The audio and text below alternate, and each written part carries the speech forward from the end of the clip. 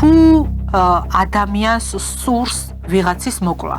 ამ მკვლელობის ჩასადენად რატომ ამოარჩევს მისი გარემოცვის უახლოეს წევრს, რომელიც პირდაპირ დაკავშირებული იქნება მასთან. Რაღაცის საფუძველზე მას ეს ხო უნდა დაეწერა, აბა რა არის ის მაშინ, რის საფუძველზეც ასეთი ფორმულირება მოხდა ბრალში. ეს ბრალდების დადგენილება აკეთებს დაშვებებს, რამდენიმე დაშვებას მათ შორის. ასეთი დაშვებებისგან არის ეს ბრალი შექმნილი, რომელიც მე აღარაფრით აღარ დადასტურდა. ზოგადად ალბათ მნიშვნელოვანია შეფასდეს მედიის როლი მართლმსაჯულებაში. გაზაფხულიდან მოყოლებული მიმდინარეობს აშკარა და ორკესტრირებული საინფორმაციო კამპანია უდანაშაულობის პრეზუმპციის დარღვევის ხარჯზე, მათ შორის ჩემი დაცვის ქვეშ მყოფების მიმართ შეიქმნას ნეგატიური საზოგადოებრივი აზრი. თავიდან დაიწყო მუშაობა შეიძლება სწორი მიმართულებით ამის ნიშნები ჩანს, თუმცა შემდეგ რაღაც სხვა ბერკეტების გამო მოხდა შეჩერება.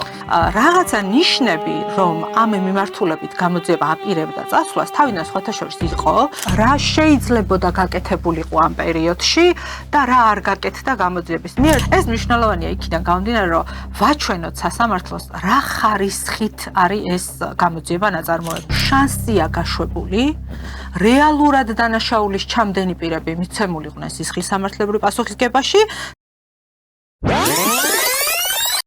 გამოძიების ეტაპიდანვე რო დავიწყო. კი, ასე ვაპირებ.